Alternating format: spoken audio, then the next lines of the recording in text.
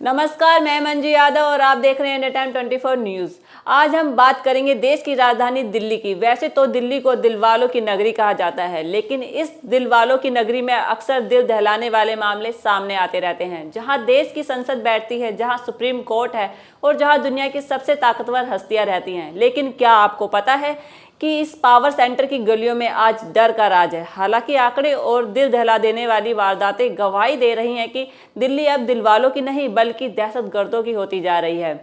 आपको बता दें, दिल्ली पुलिस के रिकॉर्ड बताते हैं कि पिछले एक साल में जघन्य अपराधों में भारी उछाल आया है। स्नैचिंग, लूट, हत्या और महिलाओं के खिलाफ हिंसा। ऐसा कोई दिन नहीं जाता जब दिल्ली के किसी न किसी कोने से चीख सुनाई ना दे।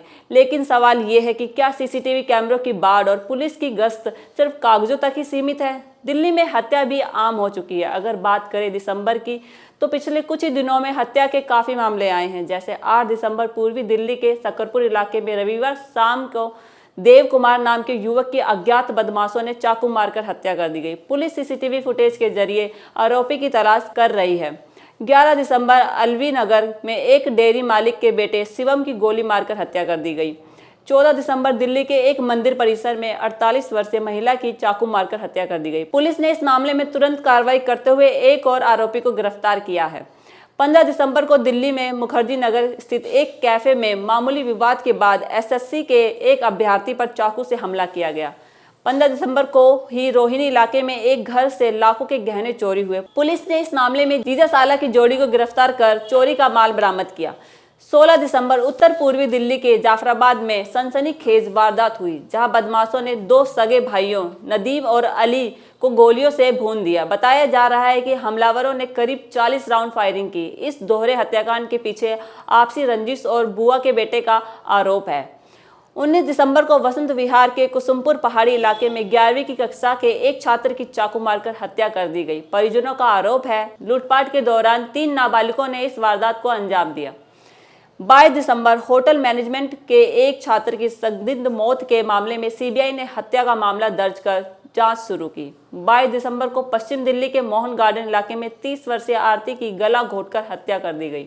24 दिसंबर एक युवक की हत्या कर उसका शव मुनक नहर में फेंक दिया गया। पुलिस जांच में पता चला कि युवक अंकित का आरोपी चचेरे बहन के साथ प्रेम प्रसंग में था। बदला लेने के लिए आरोपियों ने अपने दोस्तों के साथ मिलकर उसे ड्रग्स दिया और फिर हत्या कर दी।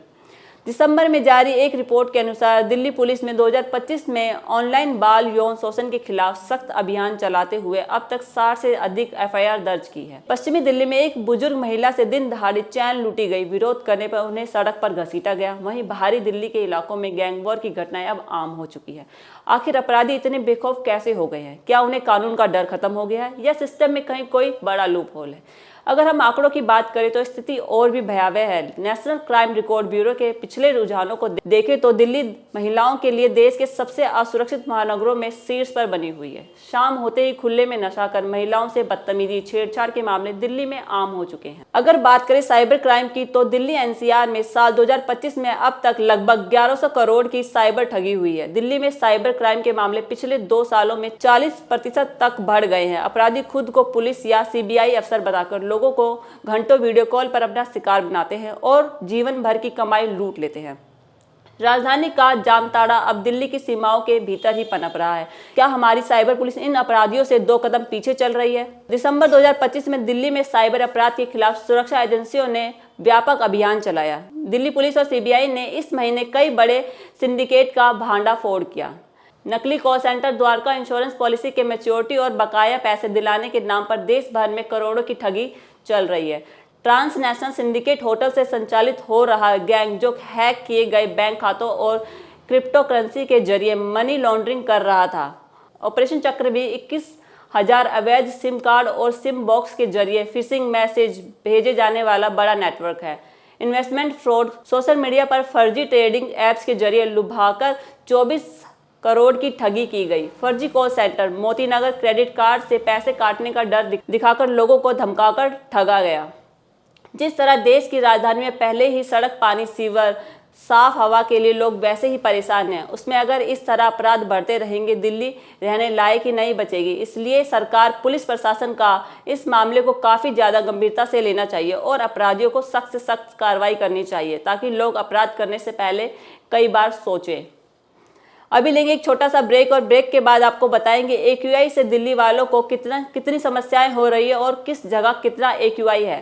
भगत चंद्रा हॉस्पिटल विश्व की सभी आधुनिक और बुनियादी सुविधाओं से परिपूर्ण एक world class multi speciality hospital Mahavir Enclave Palam डावडी रोड पर स्थित साउथ वेस्ट दिल्ली का एकमात्र मल्टी स्पेशलिटी हॉस्पिटल, जहां 24 घंटे आपकी सेवा में उपलब्ध हैं वेल क्वालिफाइड डॉक्टर्स और हेल्पिंग स्टाफ। डॉक्टर CM भगत द्वारा स्थापित भगत चंद्रा हॉस्पिटल आपकी सेहत का ख्याल रखना ही इसकी प्राथमिकता है, वो भी अफोर्डेबल रेट्स में। ब्रेक के बाद आपका स्वागत है। देश की राजधानी दिल्ली में प्रदूषण से आम लोगों की मुश्किलें बढ़ रही हैं। पोल्यूशन पर लगाम को लेकर कई कवायद राष्ट्रीय राजधानी क्षेत्र NCR में वायु प्रदूषण ने 1 दिसंबर आम लोगों की सांसें पूरी तरह से जकड़ दी हैं। पूरे महीने के दौरान एक भी दिन ऐसा नहीं रहा जब एयर क्वालिटी इंडेक्स यानी AQI ऑरेंज जोन में पहुंचा हो। दिल्ली, नोएडा, ग्रेटर नोएडा और गाजियाबाद के लगभग सभी निगरानी केंद्र लगातार रेड जोन और कई स्थानों पर सीवियर कैटेगरी में दर्ज किए गए हैं।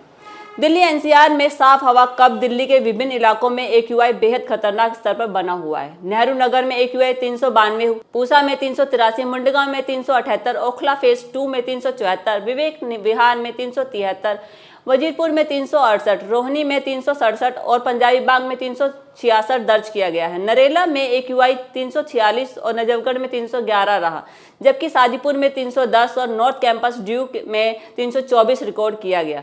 रेड जोन में एयर क्वालिटी। इन सभी आंकड़ों के अनुसार दिल्ली की हवा लगातार रेड जोन में बनी हुई है। नोएडा की स्थिति भी इससे अलग नहीं है। सेक्टर 1 नोएडा में AQI 392, सेक्टर 125 में 349, सेक्टर 116 में 357 दर्ज किया गया, जबकि सेक्टर 62 में AQI 296 रहा, जो बेहद खराब श्रेणी में आता है। ग्रेटर नोएडा में नॉलेज पार्क 5 में AQI 354, नॉलेज पार्क 3 में 321 दर्ज किया गया। गाजियाबाद में भी प्रदूषण गंभीर बना हुआ है। वसुंधरा में AQI 371, संजय नगर में 335, लोनी में 370 और इंदिरापुरम में 340 रिकॉर्ड किया गया। आने वाले दिनों में प्रदूषण से राहत नहीं बल्कि विशेषज्ञों के मुताबिक यह असर बच्चों, बुजुर्गों और सांस के मरीजों के लिए बेहद खतरनाक है। मौसम विभाग के अनुसार आने वाले दिनों में प्रदूषण से राहत की कोई उम्मीद नहीं है। 24 और 25 दिसंबर के मध्य कोहरा रहने की संभावना जताई गई है, जबकि 26 दिसंबर को घना कोहरा पड़ने पर पूर्वानुमान है तापमान 19 डिग्री अधिकतम और 7 से 9 डिग्री न्यूनतम रहने की संभावना है। वहीं आर्द्रता 95 से 100% तक बनी रहेगी, जिससे प्रदूषण और अधिक समय तक वातावरण में फंसा रहेगा। इस खबर में फिलहाल इतना ही। देश और दुनिया की बाकी खबरों के लिए बने रहिए हमारे साथ और देखते रहिए इंडिया टाइम 24 न्यूज। खबरों से खबरदार रहने के लिए चैनल को सब्सक्राइब करें और प्रेस करें बेल आइकन।